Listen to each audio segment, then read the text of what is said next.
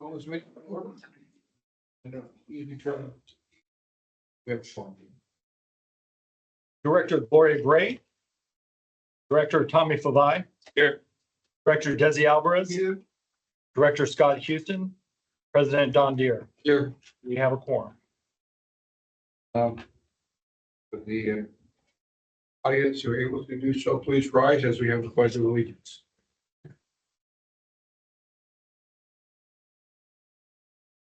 Ready, begin. I pledge allegiance to the flag of the United States of America and to the republic for which it stands, one nation, under God, indivisible, with liberty and justice for all. Thank you. Please be seated. Any public comment? Yes, Mr. President, this meeting is being held both in person and virtually. In our boardroom today, we do have 2 requests for public comment. And so I'll have the board secretary read those off. Okay, first up to speak, if we could please have Mr. John Benner. Go ahead, sir. Pull that mic up to you. Good afternoon, directors. John Benner, I'm an engineer here at West Basin Municipal District. Today, I'm also here as the president of West Basin Union.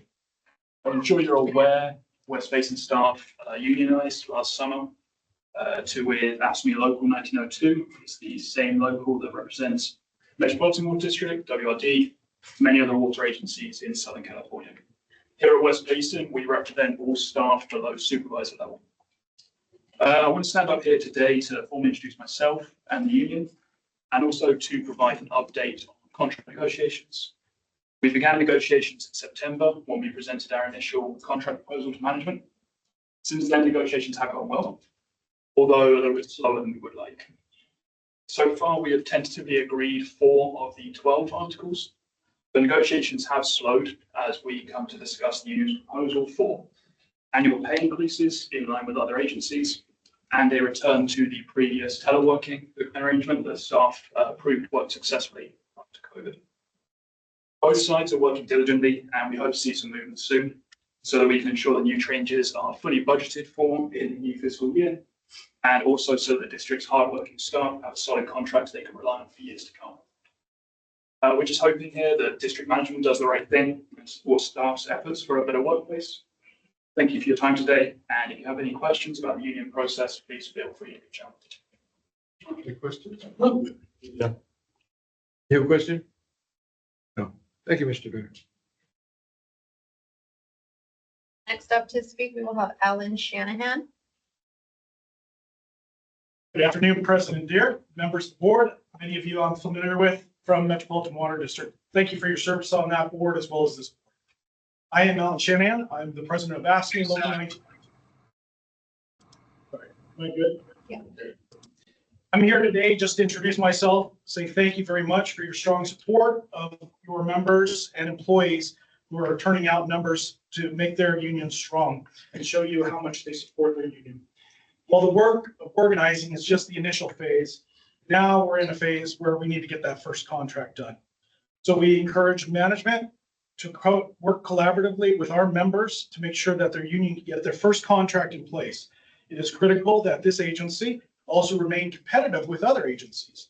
And we believe that the asks on the table are fair, reasonable, and equitable. We hope that you support these and help the contract to move forward quickly so that way they can get that first contract in place, creating stability and predictability for the future of the water district, as well as the members here who are strongly supporting their union. As a reminder, the union is the members. It is not me or any third party. The union are the people, are the employees of the water agency. We again ask you for your collaborative approach to help get this contract done, hopefully by summer. Thank you very much for your time. And if you have any questions, I'm always here to answer. Thank you. Thank you. Mr. President, as I mentioned, this meeting is being held both in person and virtually. I do not believe we have any additional requests for public comment here in the boardroom. However, if there's any member of the public that's joined us virtually, if you could raise your virtual hand and indicate that you'd like to make public comment, please let us know. And Mr. President, I do not see any requests for public comment online. Thank you. Presentations? Yes, Mr. President, we do have 3 presentations today. The first presentation is under 5A. It's a Centinela Valley Union High School District. And for this presentation, we do have Board President Hugo Rojas, as well as Superintendent Dr. Stephen Nelman.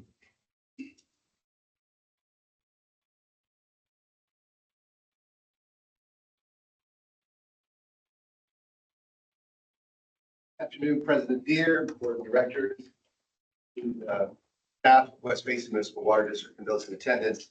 I come to you on behalf of Centinela Valley Union High School District from the Board of Education.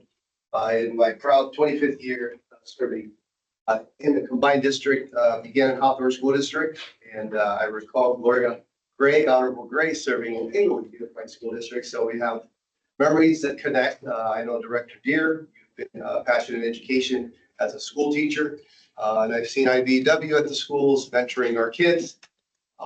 So I just want to say thank you for your recent rain barrel check, but not only that, because throughout the years, West Basin has been present in terms of reaching out to our students, mentoring them, providing facilities tours, water facility restoration and training. And it's important to me that we come forth before you and just share our appreciation. With me today is Dr. Stephen Nelman. I always like to state he's a U.S. Army Airborne Ranger because I like the tough side of him and the discipline structure that he brings to the district. But not only that, he was a school teacher, started off as a school teacher, and I respect those that work their way up the ranks. So he's our current superintendent, as I mentioned, from teacher all the way up. I'd like to read this certificate that we will be presenting you here today in recognition of your great work and contribution to education. If I may say, not only to Centinela Valley, but to many South Bay students.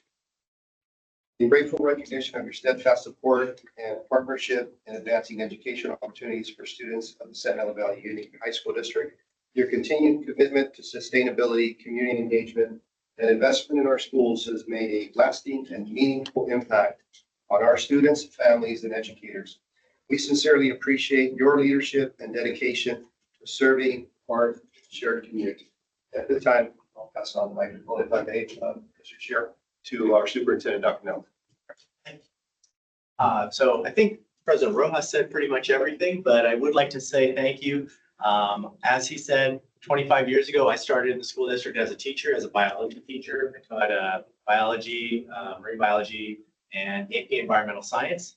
And I know even back then, I made use of some of the water district's resources for education. For those of you not familiar with it, they do put out curriculum that schools can use on water education. And today that still is in existence. It doesn't stop. We still put that out to our teachers if they want to use it in their classrooms. Also, the water district has been great sponsoring events at our schools, inviting people to come and take tours.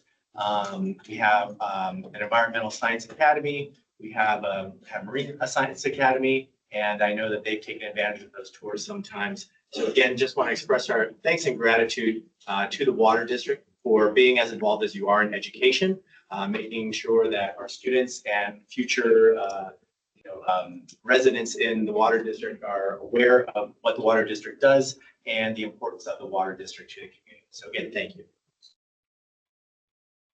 And we do have some certificates to present. I don't know what would be the protocol for that. Do you want to line up for a photo? Up, right along here. The board will line up here, and you guys, fellows come around and join us.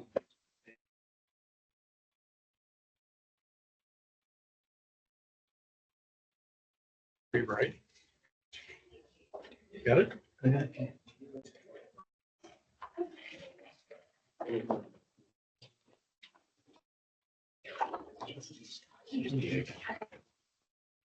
Sure. Wow, we gotta get. Yes, sir. You got one, that's nice. Yes, sir.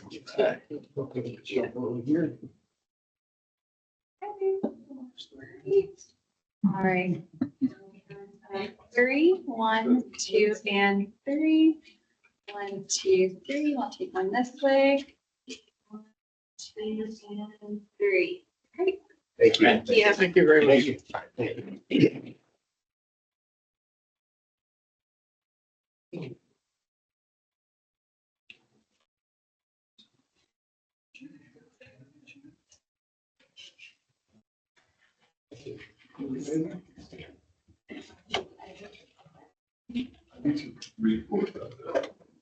Good seeing you. Yeah, thank you. Thank you very much. We have that secret. Yes, Mr. President, we do have a second presentation with, it's item 5B. It's recognition of Black History Month. And for that, the board members have signed a proclamation for Black History Month. And I'll read it to the record. Whereas Black History Month commemorates the achievements, contributions, and sacrifices of Black Americans and their indelible role in shaping United States history and culture. And whereas Black History Month preserves the memory of noted historian Carter G. Woodson, who along with the now named Association of the Study of African American Life and History, founded the first Negro History Week in February 1926 to coincide with the birthdays of President Abraham Lincoln and Frederick Douglass, as well as concurrent emancipation celebrations. And whereas Black History Month acknowledges the influence of the civil rights movement and the growing awareness of Black identity in the 1960s, that resulted in President Gerald Ford officially designating February as Black History Month in 1976 and urging Americans to seize the opportunity to honor the too often neglected accomplishments of Black Americans in every area of endeavor throughout the history. And whereas Black History Month celebrates this year's theme of a century of Black history commemorations, honoring the historic milestone of 100 years of national efforts to honor, study, and commemorate the history, culture, and contributions of Black Americans. It examines the role of Black History Month itself and invites reflection on the power of Black history commemorations in shaping identity, fostering pride, and transforming how Black communities see themselves and how the broader public understands their contributions. And whereas Black History Month promotes the importance of Black history in the continued pursuit of racial injustice and equality, thereby encouraging organizations like West Basin to advance policies and initiatives that create opportunities for all people and our communities to thrive. Now, therefore, be it proclaimed on this, the 23rd day of February 2026, that we, the directors of West Basin Municipal Water District, hereby observe Black History Month as an annual celebration and acknowledgement of Black American history to the fabric of American culture and West Basin's continued commitment to addressing disparities within its service area.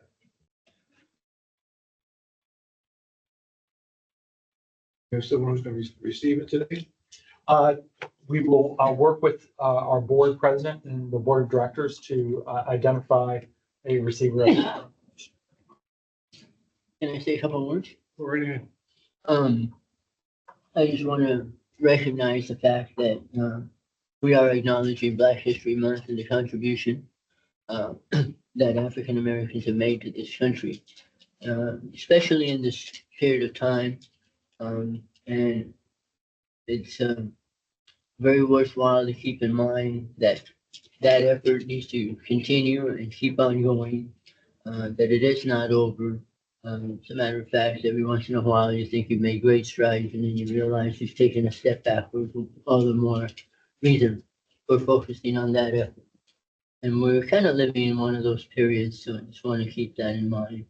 Also want to remember our director, Harold Williams, who was not only African American, but an engineer, and we're recognizing engineers next. And he overcame much and was very successful in his career. So, top of the hat to Director Williams. Thank you. Very good. Anything else? Okay, let's go on to the next station. Yes, Mr. President, the next and final presentation is item 5C. It's a recognition of National Engineers Week.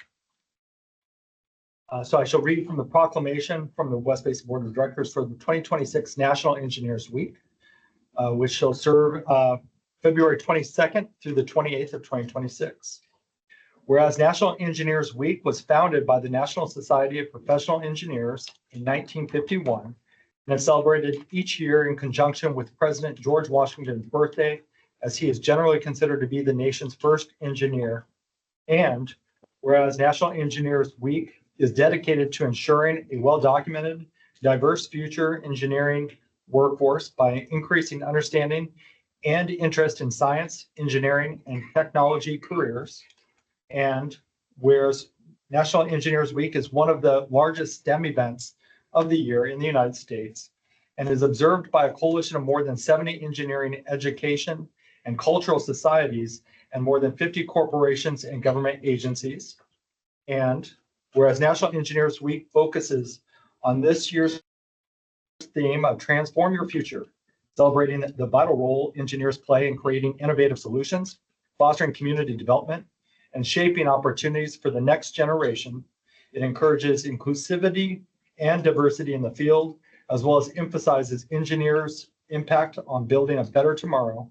And whereas National Engineers Week is recognized by West Basin Municipal Water District to spotlight the engineers of various specialties employed by the district and fulfilling critical jobs to ensure a reliable, economical, and accountable operation of the district to meet its mission. Now, therefore, be it proclaimed on this, the 22nd through the 28th day of February 2026, that we, the Board of Directors of West Basin Municipal Water District, hereby join those organizations in celebrating and acknowledging the contributions to quality of life that engineers provide and the promotion of the importance that technical careers and education have on the nation's future during National Engineers Week. And with that, I'll present that to the Board of Directors. Would you like to take a photo? Let's give this to our resident engineer here.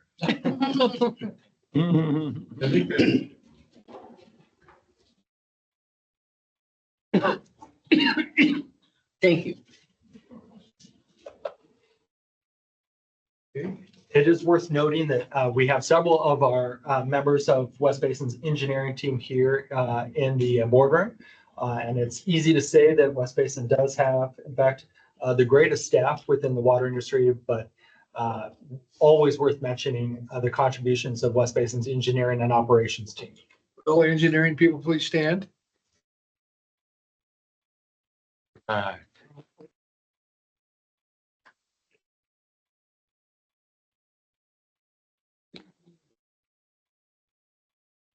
Okay, thank you. Items to be agendized, were there any add-ons? Staff has no items to be agendized. Consent calendar, Yes, Mr. Chairman, or President Deere, that we do have several items under the consent calendar, including 7A, B, C, D, E, further consideration by the Board of Directors. is there a motion to approve the consent calendar I will move the consent calendar. in its entirety? All right, is there a second? Well, any other discussion between the three of us? Please call a roll on the motion. Director Tommy Favai. Yes. Director Desi Alvarez. Yes, on items 7A, 7C, 7D, 7E, and a no on 7B.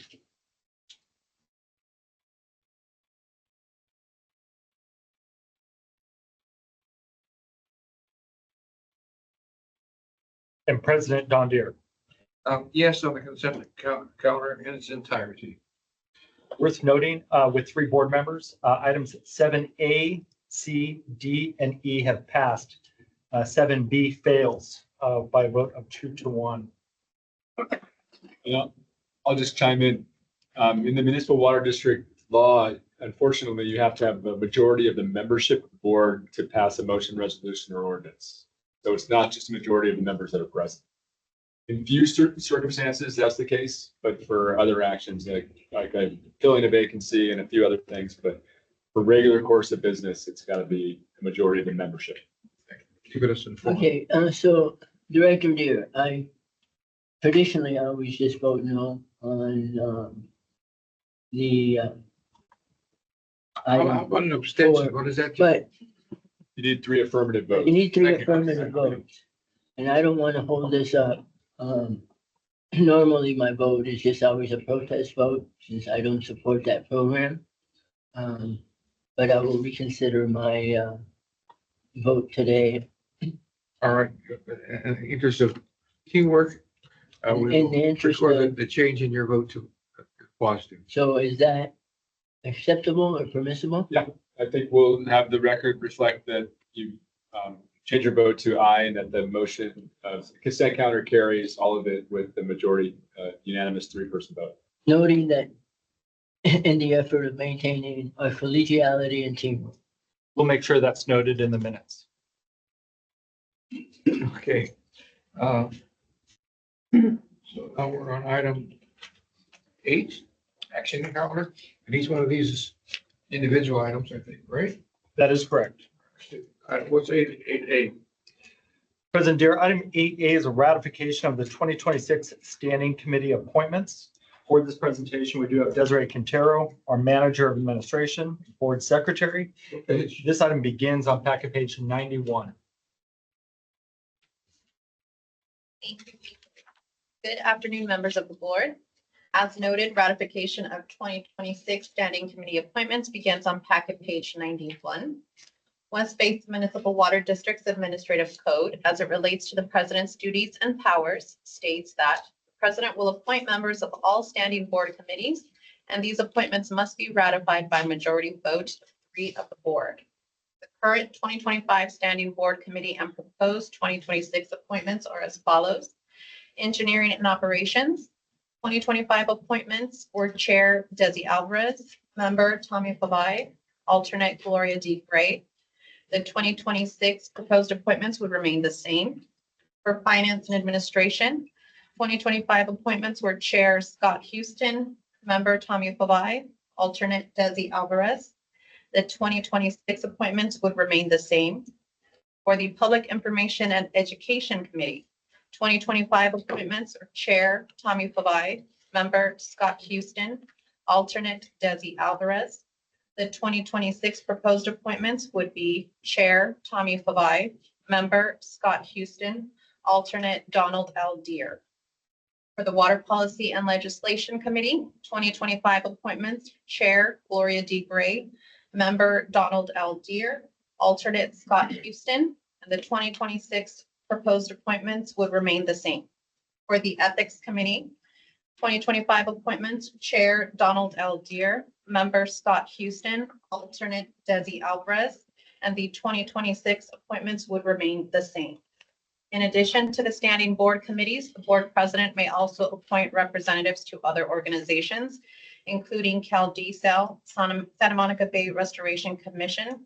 Current appointees, Director Gray, the Association of California Water Agencies, with current appointment Director Gray, Aqua JPIA, current appointment Director Gray, Southern California Water Coalition, current appointee Director Houston.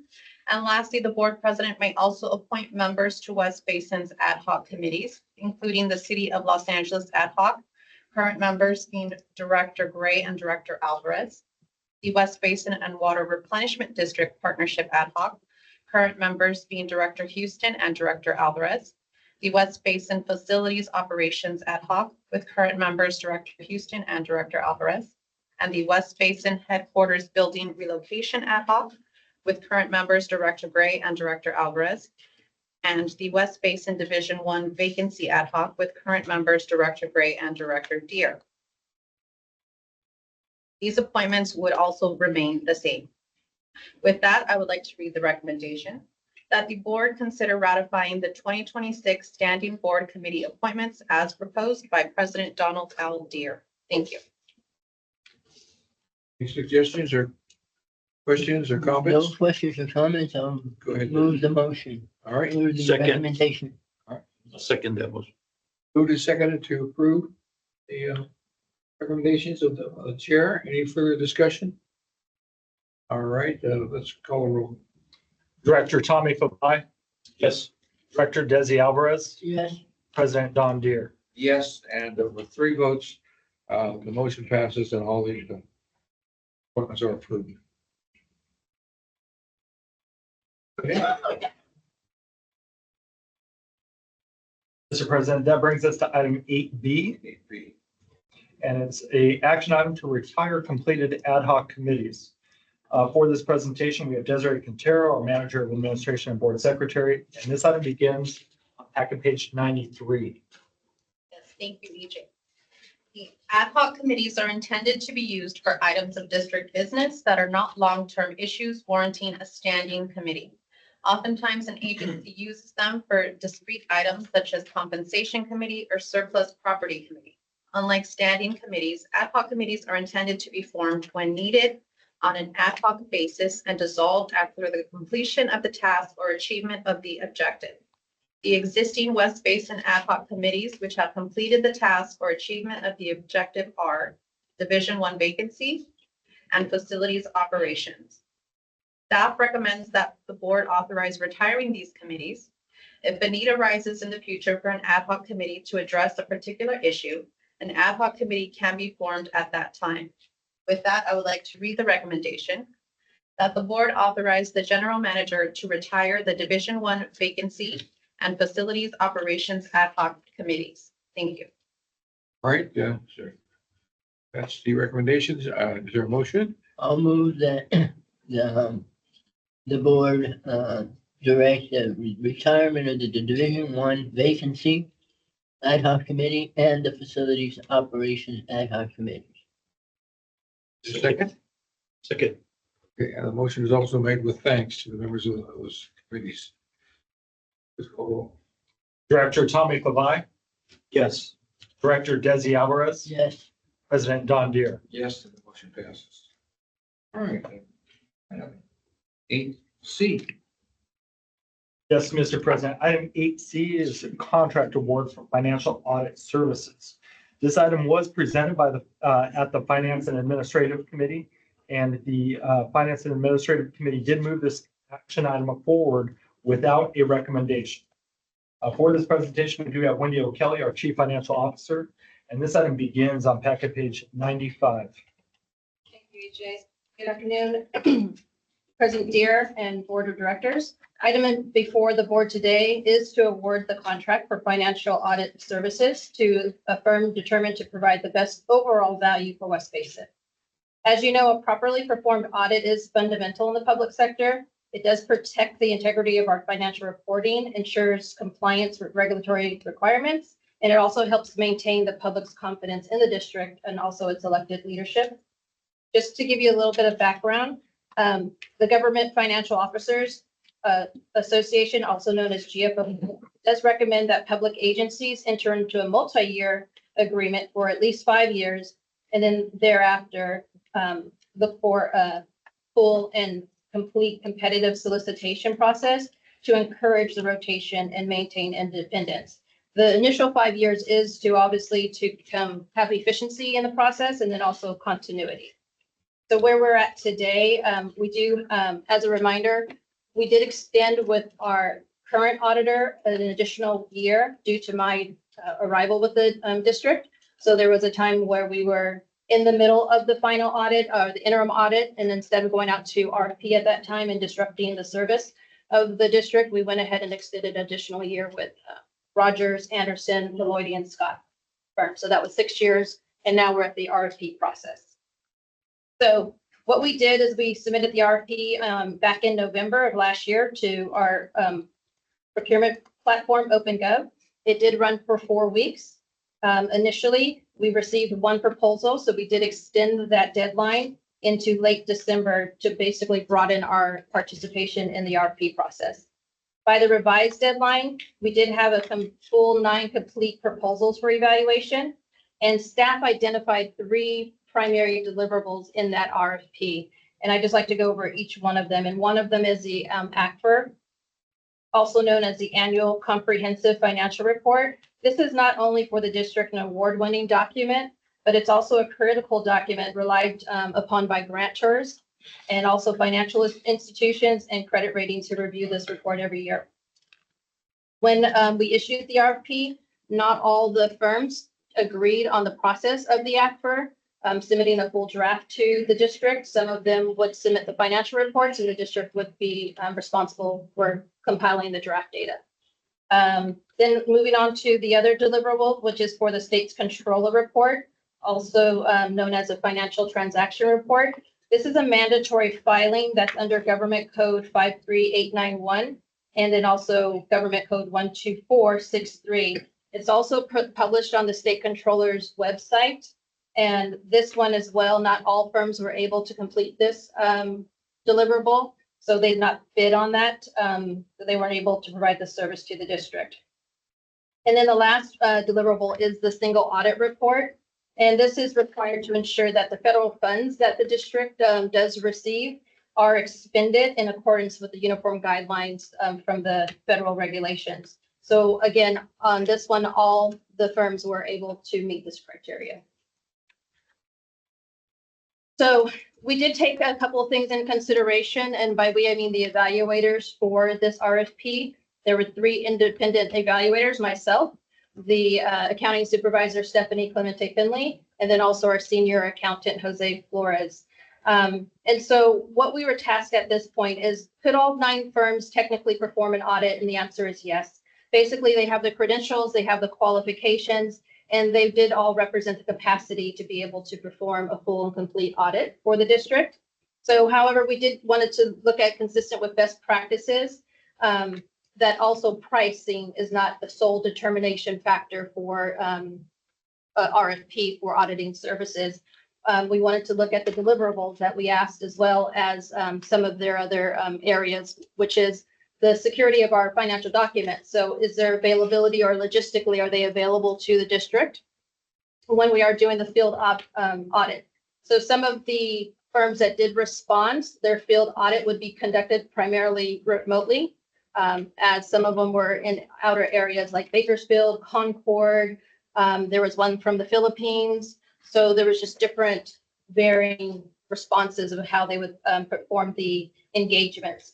And there were some other areas that we focused in on, was their expertise in government auditing, the depth of their public sector experience, and their ability to meet all the required deliverables that I mentioned, as well as the engagement team's qualifications. A lot of times when they do submit these proposals, the price may vary, because what you'll see is they will have a CPA or they will have the partner's pricing, but then the primary engagement team may be of lower staff members as well. So what we were looking for is to make sure that we always had on our engagement team a CPA engaged in the entire process, as well as the partnership as well. And then the last one was the overall value to the district, was some of the considerations that the evaluators reviewed as well. During our review, some of the firms, as I mentioned, fell short in meeting the full scope of services. And I mentioned the logistical considerations and the availability of in-person field work. And so the other key factor was timing, where we are in the RFP process and having to extend it for an additional 4 weeks to get 9 qualified firms to be able to bid. It does put us into this latter part of the fiscal year, where we do enter into March and April into our interim audit. So the timing of some of the proposals, we saw maybe putting a rush on being able to submit a qualified ACFR by the end of the year. So we close our year on June 30th, and then by December 31st, we need to submit to GFOA our financial documents. So those were some of the other considerations. But I would like to just remind the board, throughout this entire solicitation process, the evaluation panel did adhere strictly to our procurement procedures. So the scores that you have on the staff report were submitted independently, and then you have an aggregate accumulated score. So each evaluator did vote unanimously on the recommendation. And with that, I would like to read the recommendation to the board. And that is that The board authorizes the general manager to enter into a 5-year agreement with Davis Barr LLP for financial audit services for fiscal years 2026 through 2030 for a total not to exceed contract amount of $315,858. And with that, I turn it back over to the board with any questions. Chair, Yes, a couple of questions. all right, go ahead. Thank you. Through EJ Bundy, on the question for the small business enterprise and the local business enterprise, is that included in the scoring criteria when you're looking at, that total score right there? Is that a part of the scoring criteria? To answer your question, we are not set up to give extra points for those that answer affirmative to local business or small business. But we did want to take a survey, and this is for all of our solicitations, to make sure that we do identify the local business, the small businesses. And then also we have another criteria when it's applicable, which is Buy America. Those are as Chief Financial Officer, those are the instructions that I wanted to give the procurement staff, because annually we do submit to the board a report to help identify out of all of our solicitations, how many solicitations are being received from small businesses and also local businesses. So asking that information up front, especially in the solicitation process helps us get that answer for the board. My second question is, you mentioned the best practices. And you mentioned that there was a couple best practices that finance and administration adheres to when it comes to the all the vendors. But you also mentioned that all 9 vendors, they qualified as when they participated in this RFP. So can you explain more on those different best practices categories that you mentioned earlier? That, staff, wants to make sure that they meet these different criteria? Yes. So what I was specifying is we look for qualified firms, and the firms know that when it comes to auditing for a public agency, there are certain qualifications. And one of them is having a CPA license, being a certified public accountant, whether it's in the main partner, but definitely the firm should have a certified public accountant. So that is the basic qualification that all of the firms did meet. They have the credentials to be able to audit public documents. When it comes to the best practices, the GFOA, Government Finance Officers Association, does recommend, one, that we do a solicitation for the qualified firms. It helps with the rotation process so that these firms do move around between all the special districts, the local governments, just the different public agencies when auditing, but on a period of 5 years. And so there is a process where they can come back the following 5 years. They can bid in that same, subsequent year, but there would be maybe a change in the partner that oversees the project or the audited, the 5 years that they're going to be auditing. So I don't know if that helps answer the question. There is a little bit of a difference between the best practices and then the actual credentials that each one of them holds. So they do hold the credentials, but some of them did not qualify under the best practices. And who are the ones that didn't qualify under the best practices? I'll try to pull up the 9. I can say, like, if I look at, So is it the other 6 vendors that didn't qualify for the, well, there were 6 that we did not move forward. And I will say that I don't have all the scores for all 3 evaluators. I can only give you my assessment of my scores. I wouldn't be able to speak for the other 2 evaluators, but our scores came together to be able to bring to the board our final recommendation. and how do you determine on, because I noticed you only interviewed 3 out of the 9. How do you determine on just interviewing those 3, but not all 9? So there's a first process, which is the evaluation process. So that process does include all 9.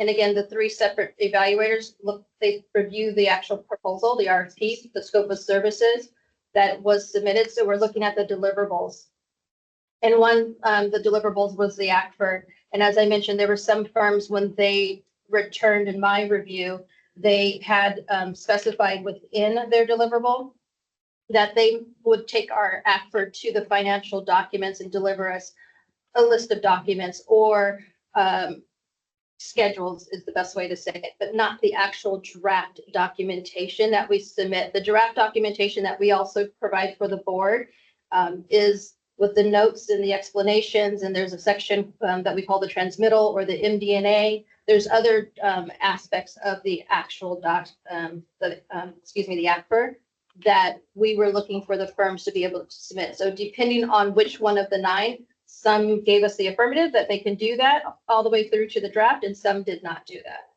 Okay, so the ones that did not do that,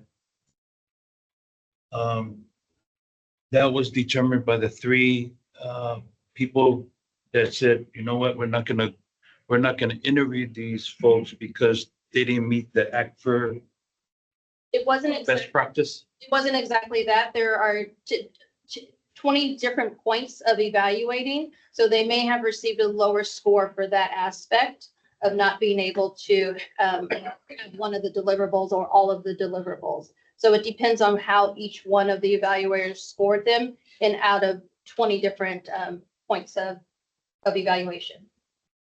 And what is the other ones that you mentioned too? ACFR, and then there's, I think, The 2 other deliverables. deliverables. The other deliverable is the financial transaction report, which is transmitted every year, January 31st, to the state controller's website. So that is a mandate by the California code. And then the final one is the single audit. And the uniqueness about the single audit is they're looking for if the district has expended up to 750,000, which is going to move up to $1 million in federal funds. And so the uniqueness about that is we can look and say, well, the district maybe only receives $250,000 in federal funds directly, but the single audit, the way it is reviewed, also the firm needs to be able to understand whether the money that we receive by third party, for example, the State Water Resources Control Board, they submit to us a loan and they submit to also grants. They could be receiving their money from federal funds, and then that could trigger a single audit. So that was one of the deliverables. Okay, so the 6 vendors that weren't interviewed, all 6 didn't meet these deliverable act for a single audit and reporting. They didn't meet any of those? That is not what I'm saying. There was, in the single audit, all firms gave us an affirmative that they were able to adhere to the single audit and provide a single audit if needed. In the state controllers, there were some of the firms, and I don't have specifically which firms did not, but there were some of the firms that did not, were not able to do the FTR, the state controllers report. And then when it came to the ACFR, some of the firms scored lower than the other firms because they weren't submitting a complete ACFR draft. Okay. I wanted to go back to the local business and the small business because there's only 3 vendors that actually met the local business enterprise, and one of them was small business enterprise.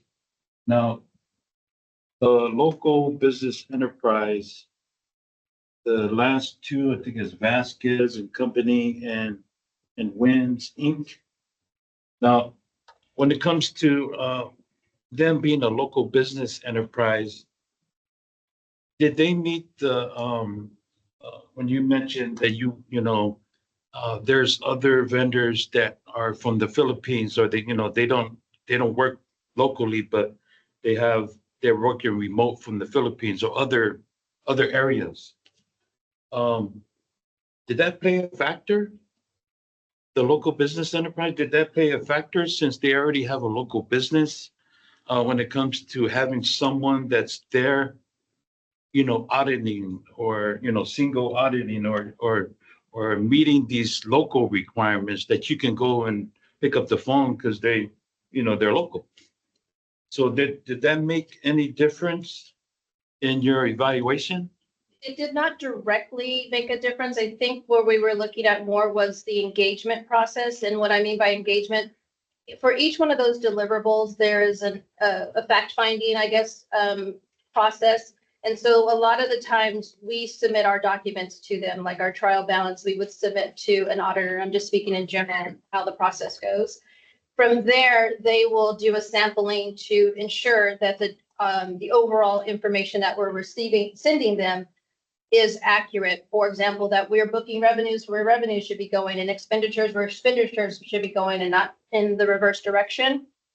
And then also that the liabilities are showing, a zero balance, that money is coming in and we are taking care of our liabilities and the check is going out. They ensure just so many different internal controls. So they'll interview staff, they'll interview the elected officials as well, just to see if they submit a fraud questionnaire every single year. So in past the first round into the second round, we were able to hear the live interview from those 3 finalists that explained to us and went through our process.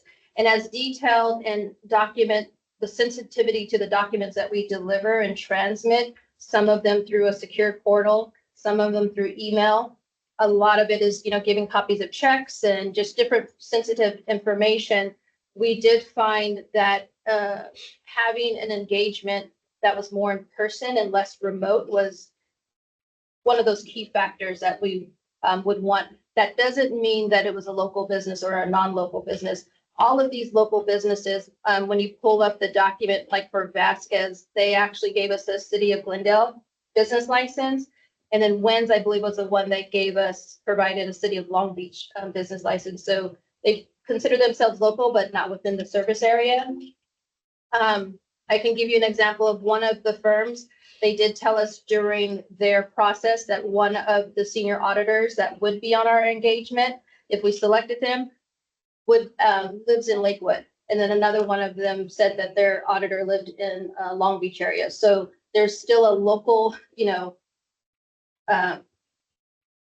component, even though their office may be in Irvine.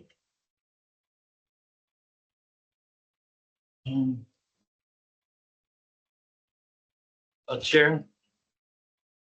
I think I'll pass it on to other directors if they have any other questions, but I have a couple more that I wanted to What you do? say. Yeah. Sure, I'm not taking too much time. Okay. It's good to see somebody else ask questions. I also recognize, and EJ, and I know you're working with staff and with Joe to put together the procurement process on the small business, the certifications, right? And I'm still like, when it comes to this recommendation, I disagree with the recommendation because if we look at the different categories that we currently have there, yes, I would like to see minority business enterprise, a women business enterprise in those categories. And, with this item moving forward like this, I disagree the way how this process, has been let out and it has, and how they were interviewed. Because I look at it like, why are we interviewing all 9? And then we're only choosing 3 out of the 9 to, like their top 3. This is the top 3 recommendation. Because I feel it doesn't really tell the whole story on these other vendors that have qualifications and so forth, if they weren't asked the question. I will say in the RFP process, Director, that we did get one vendor that probably sent us upward of 30 to 32 questions that we were able to answer them. So there is a question and answer period for them to ask questions to get a better, deeper understanding of the procurement process as far as it goes, how this RFP was set up in the scope of service. And then I think also in reviewing each one of the proposals, these proposals were they were really detailed, as you can imagine, finance people might be and get with their information. And it did provide a lot of information and detail for us to be able to make a determination. I mean, one, I think we were very fortunate to get 9 firms that responded to the proposal for auditing services. But then in addition to that, we were able to look through carefully and comb through each and every one of the proposals to be able to make what I consider what's the best value for the district. And the best value for the district would be a firm that can bring forth all 3 deliverables. Also be able to, we're gonna go into demos and information about a new ERP system. So some of that is making sure that this firm also would be able to give the information and be that type of consultant as well for just different questions that we have that come up throughout the engagement process, which is the 5 years. So there was so many different points that we looked at within the proposal for the 9, and then we're able to give our independent scores to move, well, basically to vote, and then out of that voting, as you stated, 3 of them rose to the top. I think the scoring was fairly tight, and so we did have to make a decision. How about, considering all 9, how about the cost? The cost did vary, Director Deere, and that is because if you look at the cost of the rates, if you have an engagement and one firm gave us a proposal or calculated their numbers based on the CPA or their partner being mainly engaged, that's going to be more costly. Whereas another firm could have utilized some of their lower staff, which is going to be more economical. And so again, speaking to best value and not looking at the price, we all at all times want to make sure that we have a CPA and a partner fully engaged in the process. Chair, Director, if I could, I just want to correct something that was stated earlier. I wasn't quite sure if I caught it, as it was said. So the SBE and the LBE do receive additional points in the review process for being considered a small or a local business. And I believe the total of that is 3 points each. So when you look at those, the 3 firms that qualify for that SBE or a local business, that score total off to the right-hand side does receive 3 additional points. I think it was incorrectly stated that we did not provide additional points for qualifying for those. In relation to your question related to the other certifications, that's something that I have handed off to legal because I want to make sure that if we implement something that qualifies a firm as being a minority-owned firm or a woman-owned firm or a veteran-owned firm, that we make sure that we do it properly, because I am aware of other agencies that have attempted to do it and have done it incorrectly. And so I'm very sensitive to the process and making sure that we're well within and with the approval of our legal team as far as how we implement something like that. In relation to these firms, because we did not have those certifications, I cannot tell you which of these firms would qualify for any of those, but I don't want it to be considered that none of these firms would meet those qualifications if we had a program that did identify those certifications. So I don't want to just assume that these firms would not meet those requirements. So that's all I wanted to add, but I did want to correct that because it was incorrectly stated earlier. Director, you have something you're going to say? yeah, I just, you brought up a good point, Director Deere, about the cost. And I recognize that Rams, that was the past auditor for the past 5 years or more. 6 years. 6 years or more. And I see their numbers, each year, 26, 27, 28, each year, their number, if you matched up their number with the other 8, they're like the lowest. They're like the lowest bidder. And then the second vendor that comes close to cost when it comes to Rams is Vasquez and Company LLP, and they're really, really close to their number. I think given what Rams has been when it comes to their their qualifications and what they've worked with the district, they kind of know what the numbers are, right? So, them, because they've already, been embedded in West Basin and how West Basin works and how the West Basin staff works.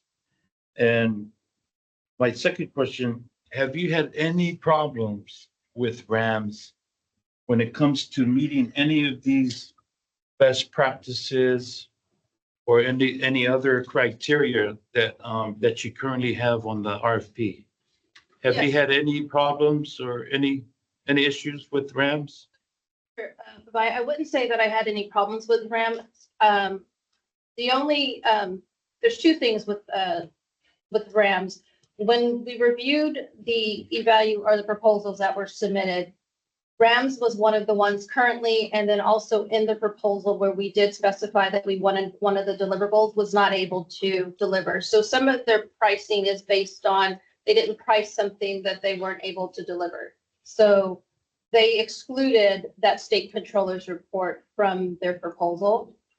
Also we did invite them to, we spoke to them towards the end of the engagement, and they did offer us a switch in partners. And so we wanted them to go ahead and bid, but we did tell them that we wanted those 3 deliverables. And when they submitted their proposal, they did not include the deliverable. They put NA, so they did not offer the FTR, which is just something that they've made it very clear to us that they don't offer. And then Does that mean, okay, you mentioned that. Does that mean that they're an unqualified vendor? No, it doesn't mean that they're unqualified, because again, we have 3 different evaluators. It just means as we were scoring in those 20 different categories, they did not receive the most favorable score out of the entire 9 firms. Okay, so would you say out of all these 9 vendors that actually put in for the RFP, would you say all 9 met the qualifications? Qualifications, are we talking about the credentials, the CPA license? The qualifications to the RFP? The deliverables for that part of it. So for the 3 deliverables that we identified, all 9 did not meet every single deliverable. No, they would not, they either could not or would not submit a proposal for the FTR or the state controller's report, or when it came to the ACFR, they did not offer a complete ACFR document. It was still going to be that staff would have to process. And it just depends. There were so many different ones that offered different things. I would have to pull up each proposal and come through it to show you which ones offered. So does that mean that you're not able to work with these firms? If they were, just say they were one of the firms to get in, are you saying that you can't work with these firms? That I don't think it's a statement of whether we can or cannot. We are working with Rams, and so we definitely could work with Rams. It was just, we went out for a new RFP process. So we were trying to bring back the one with the best value and the best scope that answered the scope of service back to the board for recommendation. And that's one of the things that I keep on hearing, best value, best value. But I'm not hearing anything about responsibility when it comes to, these contractors, and if they're meeting, if they're responsible. And I get the RFP process on the best value, right? I get that. But when it comes to, adding the responsible side of it to these firms, are we saying that these firms are not responsible? I would say they're actually the opposite. I would say they're responsible. They are certified public accountants. They are licensed with the state of California. So aside from West Basin, they have a whole different, obligation and a board that they have to answer to. So I think part of this process for the solicitation when we say qualified firms, that is the standard that all firms have to be qualified by having that certified public accountant office or certified public accountant criteria, the credential, they have to have that. Okay, so when you mentioned that, we can't go back, we, as staff, you can't go back to them and say that we want you to have these single audit, ACFR, deliverable reporting to the state. You can't demand for them to do that? I don't have that power to demand that they do it. And I don't think I would want to demand that they do it. I think that's part of the request for proposal is we did ask for those three things in the scope of service. So generally, when you put that in the scope of service, that those are the bare minimum requirements or. But it's a negotiating tactic, right? You can use that as a negotiating tactic to actually speak with them and say, our board feels that you have to meet these different requirements.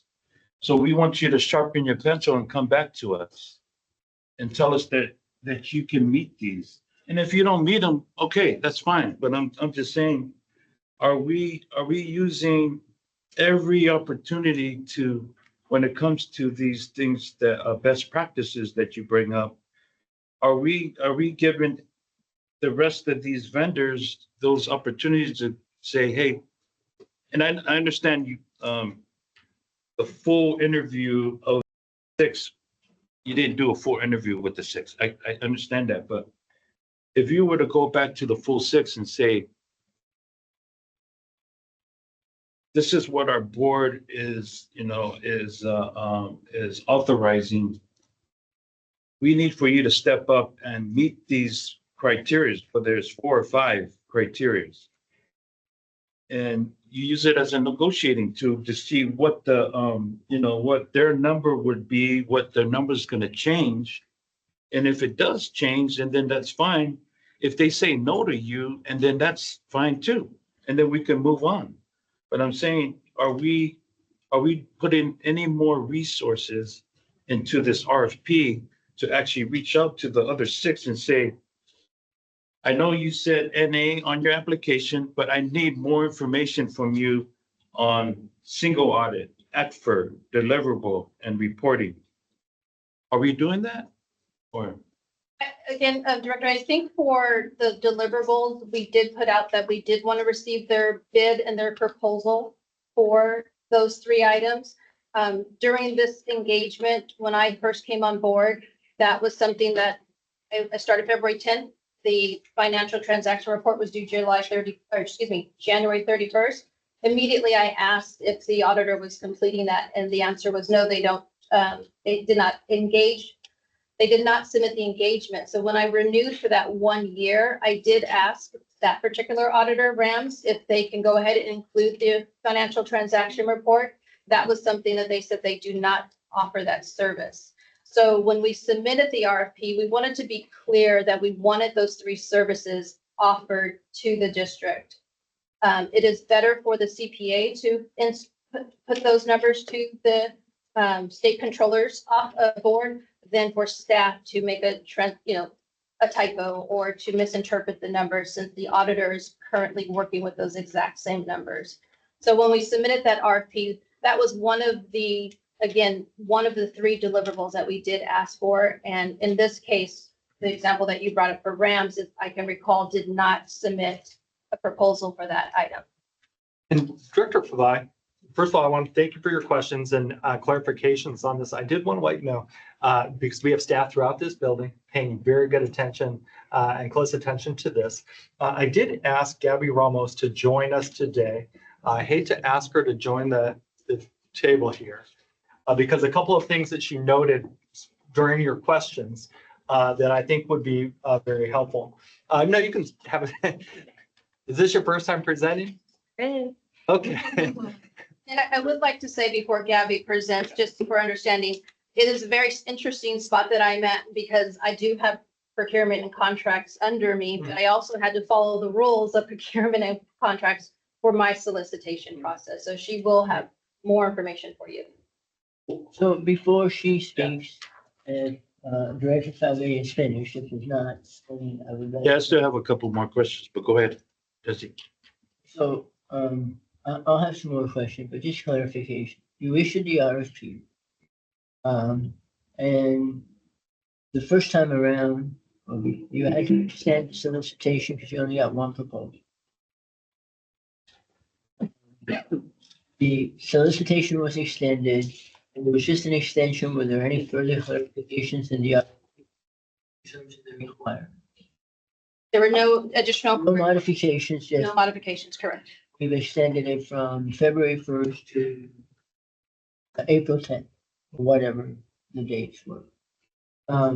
Okay, so in the RFP, you put in, here's what we're asking for. In other words, this is what you need to address. Amongst that was the professional qualifications of the firm, right? Correct. And that required that they have a CPA and license in California. In addition to that, you included that they had to make certain deliverables. Was that part of the RFP, that they had to address deliverables? And several of these firms did not address the deliverables, or they said they will not. They're submitting a proposal and taking exceptions to the deliverable. That's correct. So if they took exceptions to the deliverable, wouldn't you find those as being basically non-responsive proposals? I'll let Gabby answer that question. Hello, directors. I'm Gabby. I'm with the contract team procurement. I actually did the solicitation on opening up. To answer your question, director, before it goes to the evaluators such as Wendy and the other two evaluators, I myself review the proposals, every single proposal, to determine if they're responsive. To determine if they're responsive, I look at the RFP. So there's about, I believe, I don't have it in front of me, I believe it's 5 criteria, qualifications, capability, key personnel, and a couple other items. I'm looking through their proposal to make sure that they address each topic. As for the substance within the topic, I do leave that to the evaluators to determine, did that fully answer the scope that they provided? Did it answer every detail they're looking for within the scope? So I myself determine whether they are responsive. All vendors did respond to each section of the RFP, therefore all vendors were responsive. The responsible part does come to the evaluation part. We have to evaluate the vendors with the evaluation panel to determine how responsible are they. And there were some vendors that are on the lower scoring end that they're probably not as responsible, therefore their scores reflect so. So when it comes to if they answered the topic, yes, they answered the topic. However, they didn't fully address everything within the scope, therefore they received a lower score. You know, your answer is very unsatisfying. It's very circular in its argument. And either somebody responds to an RFP and says, yes, I will meet all of these requirements, or I will not. If they're taking exceptions, then they're deemed non-responsive because they're taking exceptions to the RFP. So you're telling me, well, they're responsive because they responded, they just said they're not going to do it. And therefore, I will not evaluate it on that basis. I will move it forward.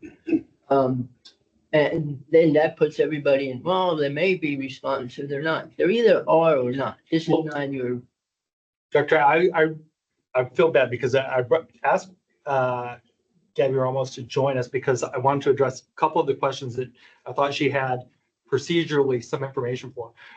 What I believe she just stated was that when she's evaluating the proposals that come forward, she's in our procurement team. She does an amazing job. Our procurement team does an amazing job. She's just checking to make sure that the proposals are complete, that each segment of the RFP is addressed within the proposal. She leaves the evaluation of that material to the evaluators.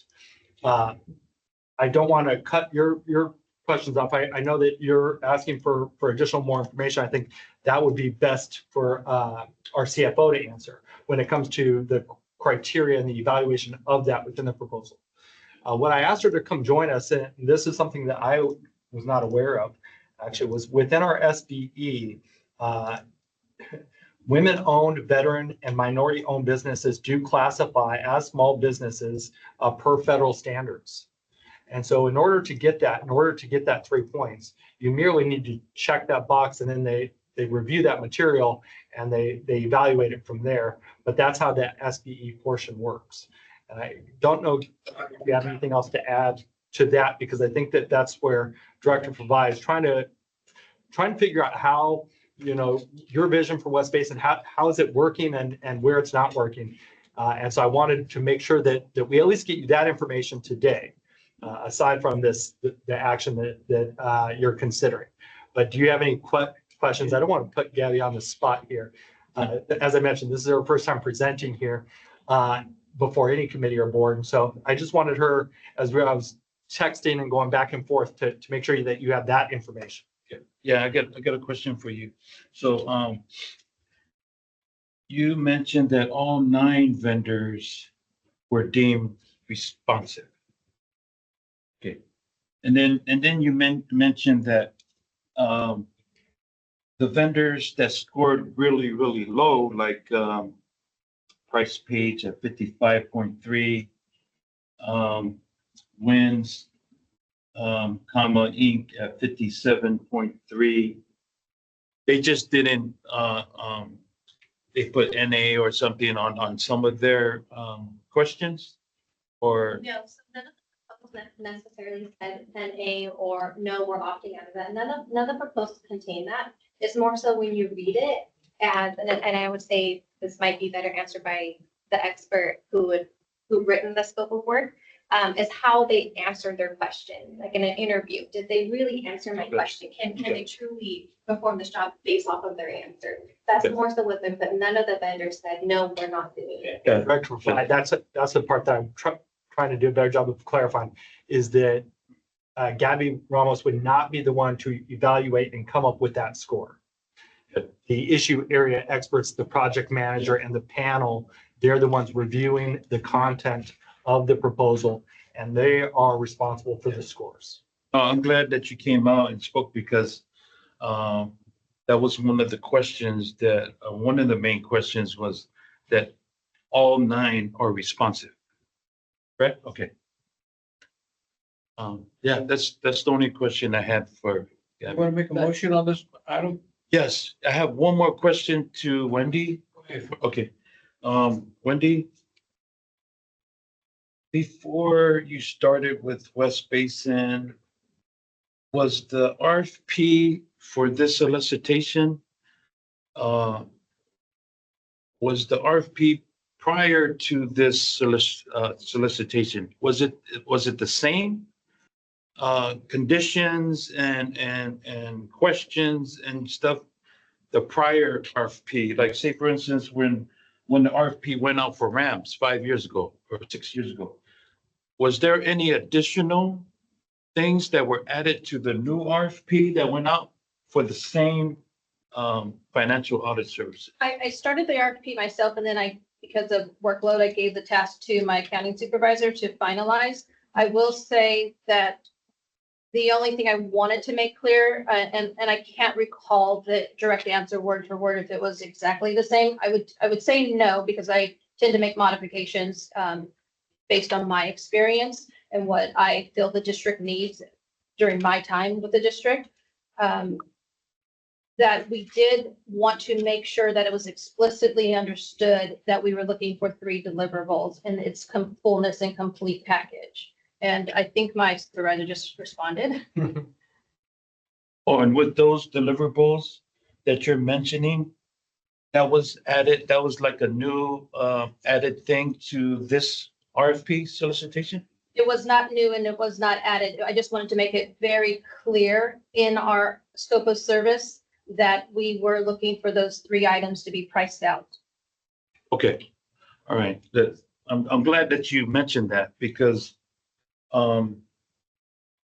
If I can just further say, on auditing services and what is required, that's based on regulation or based on meeting the GFOA standards, is an act for a draft document, is the state controller's report, and then also we're mandated to perform a single audit. So in the industry, that is known that those 3 documents do come from an audit firm. So I just wanted to make sure it was clear that we were looking for pricing on those three items as well. Thank you. Thank you for covering that. Back to this whole issue of responsive. The RFP was clear that there were three deliverables that were required. I think to further, if I can answer that a little bit more clear, in the RFP, there was a request for a price proposal. Yeah. Within that price proposal, there were three items that we were looking for pricing on. That did not disqualify them if they did not bid on one of the three, but we were looking for them to be segmented out and not rolled up. So there was a clear understanding of what was going to be delivered to the district if we did complete an engagement. The intent, let me go there then, is that you were expecting the successful proposers to deliver all three of those deliverables. Yes, that was the intent, is to have three deliverables. And maybe it was done poorly. Because apparently some of the proposers did not understand that they had to agree to all of those deliverables. Well, when we did receive the proposals, and this is where I did send some things back to procurement to Director Pavai's earlier point, if we asked procurement to go back and talk to any firm that submitted something to us. So there was in their proposals, three different line items that each one of them drafted up. And so they either left a blank space for whatever it was that they were going to deliver or not deliver, and they itemized their pricing. Again, you expected all three deliverables. Correct. So if you didn't get any of them, you were going to move on to a firm that was going to make that deliverable. I couldn't say that I was going to move on. I would score them appropriately. Score them appropriately. Again, back to the intent. The intent is we need all three deliverables. Or is that if that's not the intent, then let me know. The intent was for us to have three deliverables, which is what we outlined in the scope of service, and then to look at the pricing for the overall proposal and the deliverables. So first, you got to be qualified. You're going to be able to do the work that we require, and then we'll look at the price you're going to charge us for. So you have to do all three of those. In the case of certain of these firms, they took exception to one of those components in that they were not going to give you one or more of the deliverables that were being asked. Yes, there was a couple of firms, and I can't recall each one of them, but yes. So in the evaluation process, instead of finding them non-responsive, which is what I think is a clear black and white way of doing things, you gave them less credits, so they came out lower ranked. In my case, I may have given them a less favorable score when I evaluated that firm based on what their proposal entailed. Director Alvarez, I have one last question. Abby? Gabby. Oh, Gabby, sorry. Now the three, like the deliverables and other two things that you mentioned, Wendy, was that included in the RFP where they have to? So when you look at it, Gabby, and then you look at the deliverables and those three items that Wendy is mentioning, do you say, okay, these firms, they meet this, I'm deeming them responsive because they meet all these other, was that included in the RFP on the evaluation that Wendy mentioned? That would be included within the scope of work. So you're evaluating their capabilities based on their scope of work. So if the scope of work says they need to meet these three capabilities, then that would be evaluated for the evaluators. It wouldn't Okay, be- but yeah, okay, you mentioned that, but you still deem them responsive if they meet those categories, right? Correct, yeah. Okay. All vendors did provide pricing for Okay. those three criteria. For Some those- did indicate that that's an option though. Okay, and I understand, being an evaluator, because that's the last process, right, Wendy? That's the last process that you go through on evaluating, the 3 or the 9. But when you mention that, those items that Wendy mentioned, that it's already in the RFP, it's just how they responded to those questions, correct? But you still deem them responsive, right? Yes, but I think they were responsive, if I could speak for Gabby, they were responsive because what we asked her was them to deliver us an overall proposal. And in that proposal, I did ask for a price proposal as well, so it's separate from that. Because there's a lot of times where sometimes the auditing firms will just give us, again, their rate sheet and may not itemize those 3 different things. So I wanted to make sure that I was seeing that those 3 things, and it was well understood before we began any engagement or awarding of a contract, that we were going to get 1, 2, or 3 of those items. Because we do go out to bid every 5 years, imagine my last time doing an RFP for audit services was about 6 years ago at my previous agency. So things do also change in the industry. So I did not want to have something that may not be done by auditing firms. Maybe collectively, they decided in their professional group that they didn't want to do state controls report or single audit, and we had to go with an outside consultant. I don't know, but I just asked for those 3 things to be explicitly stated that they would or would not be able to deliver up to the One district. last question, and then I'll pass it on to Director Alvarez. So just looking at, I'm just gonna give example here, okay? Just looking at and we're going back to Rams. We're looking at Rams number and their cost. Would you say that their numbers each year and under a 3-year agreement or a 5-year agreement, would you say that their numbers are fair when it comes to the cost? I was actually surprised by their numbers, to be honest with you. If you look at the 1-year agreement that I took to the board to be approved, Rams did quote us $60,000 for that 1 year. So when I did see their proposal, it was interesting that they bid lower. I could only, by looking at the itemization, maybe with the engagement time that it would took to evaluate the district on an annual basis, they felt because they have been here for 6 years, going on what could have potentially been a 7th year, that there was not that much time that was needed to evaluate our books. I don't know how they came up with their pricing or what created that $10,000 drop in pricing. All right, go ahead, Director.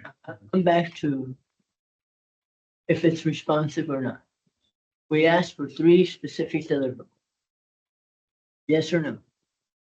As part of the, yes, entire proposal that we did ask for 3 deliverables. May I please clarify something?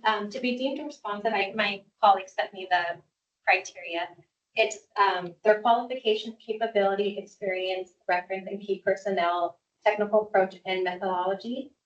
So those are all the areas the vendor needs to address. When I see that they address that topic, now as for the substance deep inside that topic, I may pass them and I'll let the evaluation team determine what's in it. But those are the criteria they need to actually address, not the 3 that were mentioned in the scope.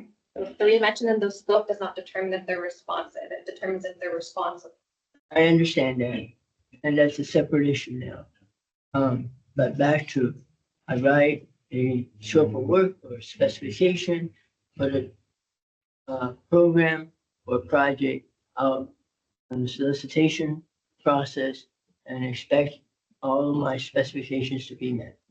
If somebody doesn't meet part of those, I would find them non-responsive, or I would ask the question, hey, you said you can't do this. Can you do it? And maybe allow them to modify their proposal. And that would be one way of meeting it.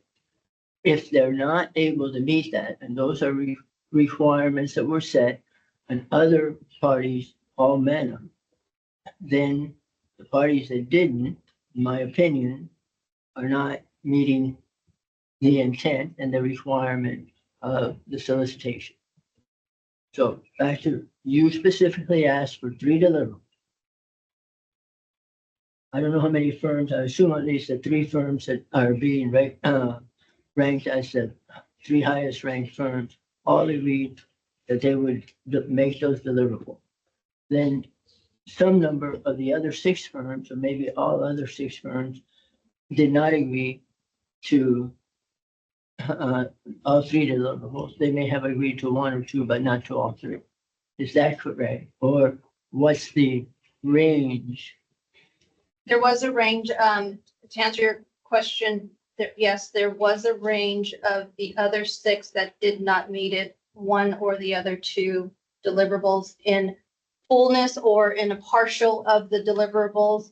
And yes, it was the intent for me to see a firm that was able to offer all 3. I think the good issue or circumstance that we had with this particular solicitation is we had 9 firms, which is unheard of, provide a proposal, and there were plenty of qualified and responsive firms that rose to the top of this particular solicitation for us to be able to choose from and still give what I consider the best value for the pricing to the district for their auditing services.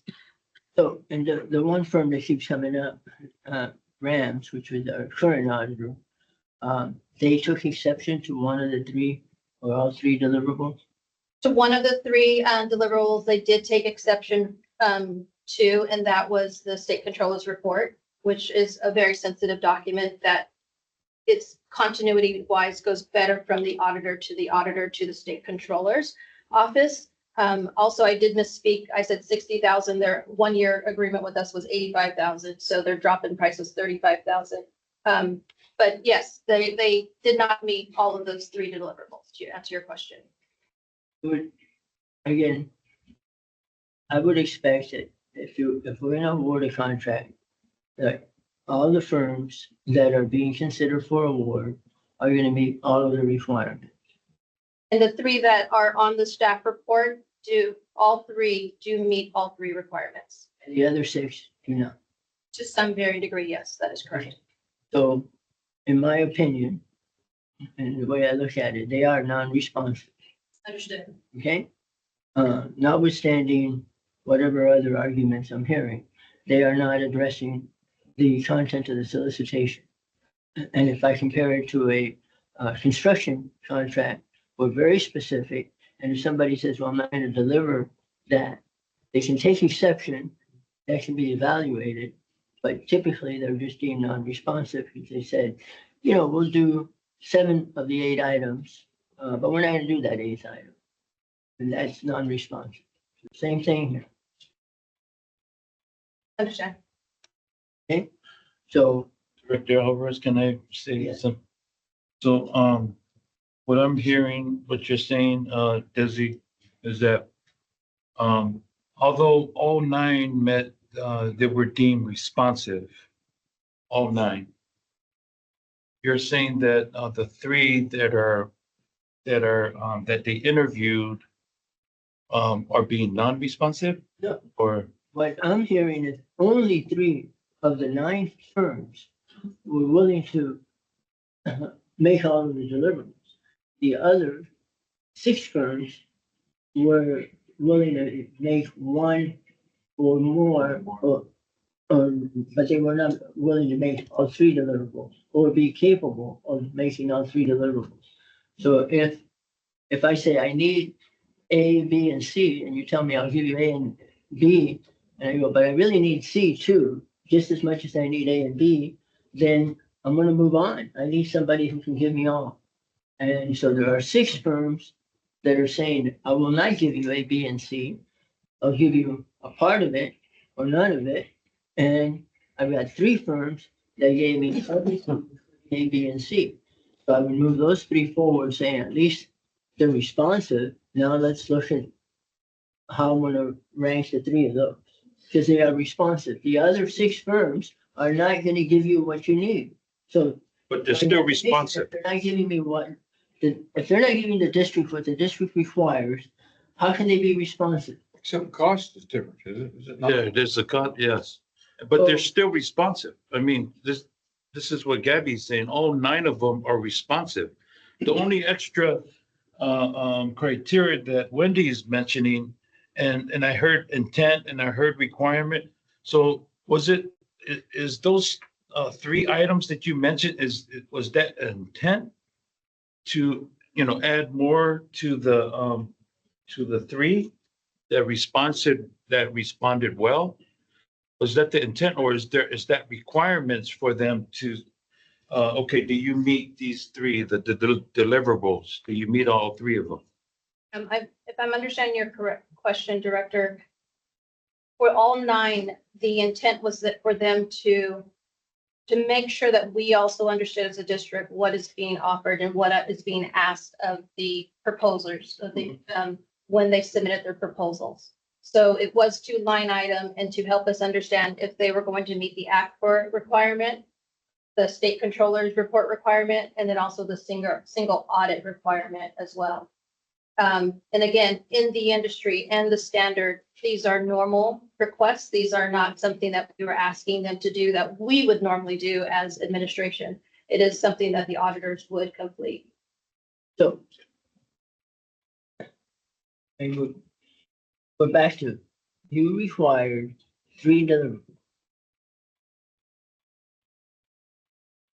And the 3 firms that you move forward and are the rated firms that we are considering and you're recommending one for award, all agreed to all of the requirements in the RFP, including the 3 deliverables. That is correct. The other 6 firms responded to the RFP, but did not agree to the 3 deliverables. Yes, that's in capacity, correct. So we need the deliverables. Therefore, we're going to talk to the firms that can provide the deliverables that we requested. And we were very clear with it. That is how we evaluated. Then I'm back to this quandary of this definition of responsiveness or not responsiveness.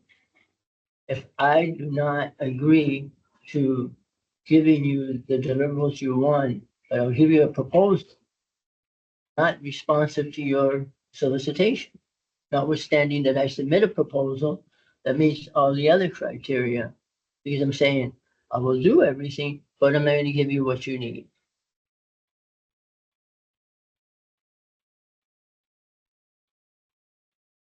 Director, well, if I could say, regardless of what happens on this item, because I do think that the questions and the thoughts of the board are helpful to us. There are a couple of observations. One, I really do need to work with legal counsel and with you to iron out this SBE, LBE, and the different certifications. We need that sooner than later. And I know that Joe has provided myself with an initial overview. I believe he spoke with you at some point regarding this, but we need to expedite that. Secondly, one of the things that I always stand by is that West Basin has 50 staff members here. Not all of them are evaluators on RFPs and proposals and such, but we need to do a better job of broadening up the firms that we interview if they are responsive and if they are providing proposals that meet our qualifications. We need to do a good job of finding that separator.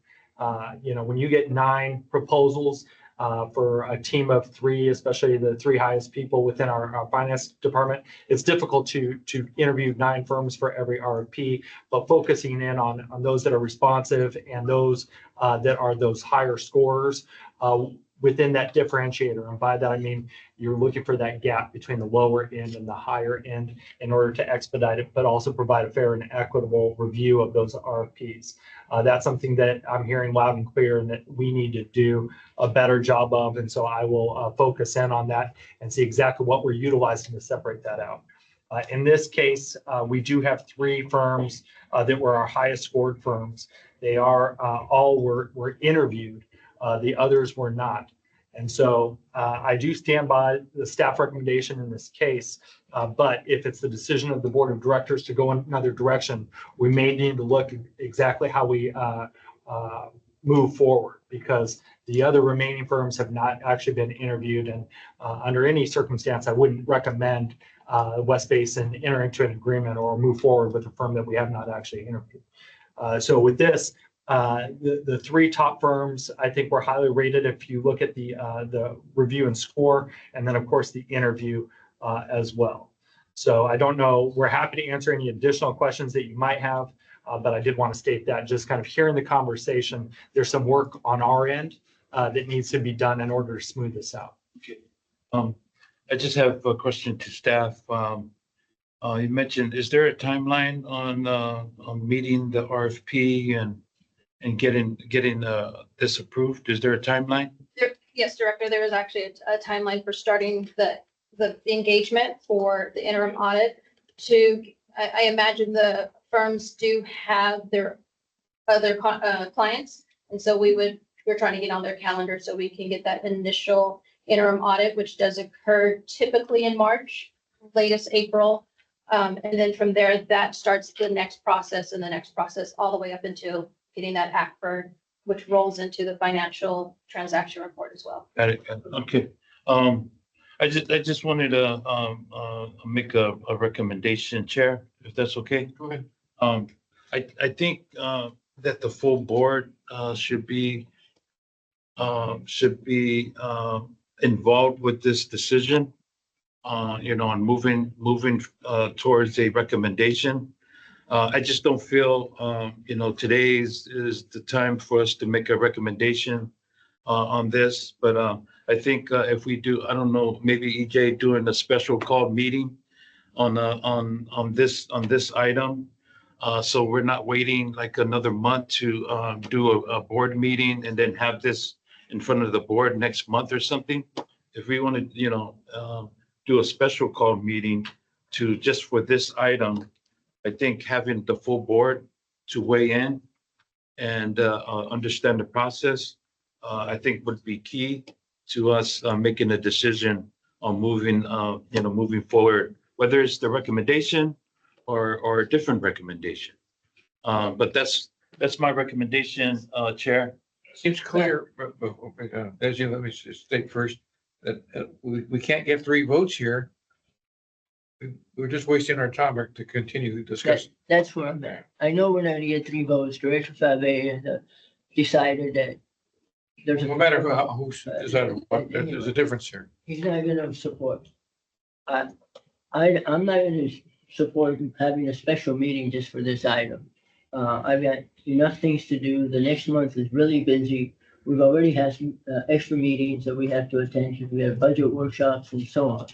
So if we want to postpone this item, apparently it's what's going to happen because it won't have the sufficient number of votes today, then it will be moved to the next board meeting. And that's life, unfortunately. But you all need to address this whole issue of, are they meeting the qualifications that are, or the deliverables that are required? It's either a yes or no answer. There's no in between. And that should have been very clear at the beginning of this discussion, and we would have saved over an hour. And Director Alvarez, I do know how busy you are with West Basin Metropolitan Water District activities. I would point out that if we wanted to accommodate Director Fave's recommendation, we do have a special board workshop number 1 on March 5th. And I believe, hearing the direction and the comments that were made today, that staff could be prepared to have a special board meeting that would not take long. We could come in and prepare to answer all of these questions and possibly even send out information to the full board to address some of the questions and concerns. So if we wanted to do that on the 5th, because I know that the 5th is kind of precious as far as the information that will be taken on that day, I think that I can commit to all of you that we can get the information. I can work with Director Fave to answer as many questions as possible before that date and come in ready to go on the 5th. I love your support on that, Director Alvarez. You know, today I thought we were gonna have a relatively quick meeting. I didn't think that this item was gonna be a contentious item. I read it, I said, okay, it's time to move on. Every 5 years, I said, why did we take 6 years? We should be moving through the process and having firms reevaluated and an RFP process opened up. The evergreen contracts are not good for anybody, and they don't serve the districts well. So I thought this was gonna be a relatively no-brainer item, and we're into it for over an hour and a half. We haven't determined whether it's a no-brainer or not, but the Apparently I was wrong. Like I said, I assumed it was gonna be a no-brainer item. Okay, well, anyway, we I think we pretty well talked this out. Why don't we just continue this on to the special meeting, which is on Thursday, March 5th, 2 p.m. Right? All right, so we put a qualification on that. That will be no more than 15 minutes. If it's over 15 minutes, we just move it on to the next board meeting. Because as it is, the workshop's gonna be all afternoon. I'll tell you, if you and Director Pavai each agree with each other to make 15 minutes, I support I that. agree on 15 minutes. It's either gonna be, I mean, because otherwise we're gonna have the same discussion again and when this item comes up. And it'll be non-conclusive. We can't keep discussion away from what the other two board members want to talk about if they want to bring up the item. Yeah, and then also as well, Director Houston is on the committee. You know, he chairs the F&A committee, and I'm sure he's gonna have questions just like me. I would just assure you all that I will do the legwork with each of you individually to answer any questions and get you any additional information that you need in order to expedite the meeting on the 5th. Okay, let's go on. Thank It's out you. on the agenda, please. 8, no, That's it. 9. We're on to the. 9. And there are no items under the information counter. Item 10, receive and file. Is there a motion to, So is there a second? Second. Who is second to approve the receive and file calendar in its entirety? Any other discussion? Call for a roll on that. Director Tommy Favai, Yes. Director Desi Alvarez, yes, President Don Deere. Yes. And the motion passes. Item 11. General Manager's Executive's Report. You just gave us one today, did you not? Yes, President Deere, I did have a chance to hand out a hard copy as well as it's been emailed to the entire board. I don't believe that there's anything specific in there, but as you review it, if you have any questions, please feel free to give me a call. I would like to maybe just touch on one thing that is not within the general manager's activities report. That is, I do believe that West Basin and the board of directors did want to wish President Don Deere a happy birthday. He celebrated on February didn't know it was your 10th. No, we just did your birthday. And so Oh, that was fast. That was last year. Oh, So we do have a very All happy. right. happy- Cut that out. Let's do a happy birthday. Happy birthday to you. Happy birthday to you. Present Deere. Happy birthday to you.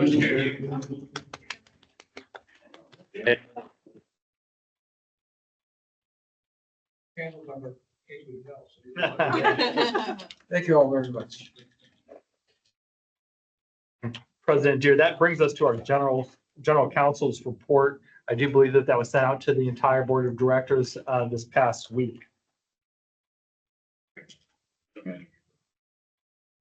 I have nothing for a close open session.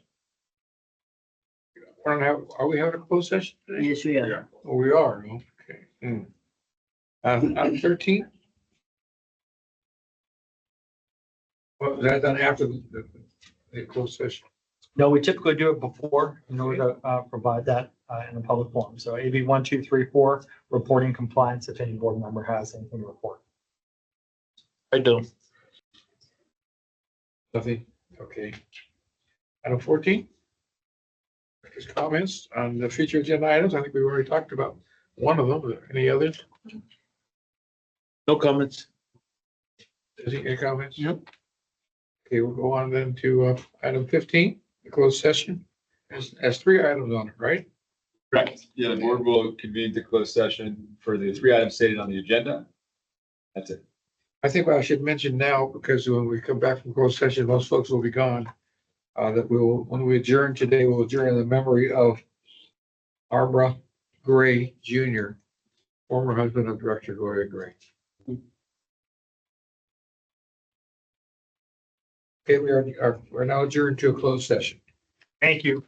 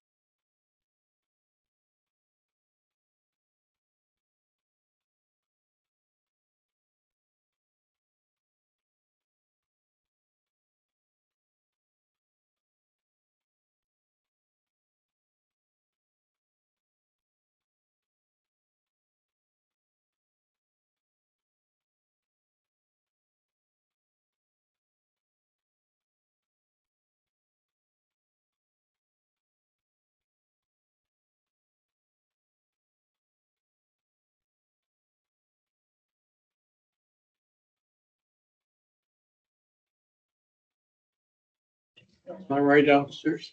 Oh, good.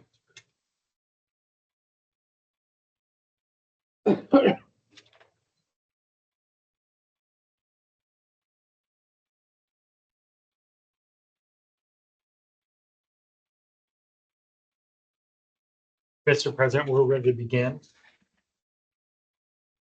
Oh, well, let's do it again. Yeah, I'll report out again that there was no action taken during closed session. See any further business for the board? There's none. You adjourn? Adjourn, thank Is there you. a second? Oh, no objection, we are adjourned. Thank you very much, everyone. Thank you, everyone. All right, Thank you, everyone.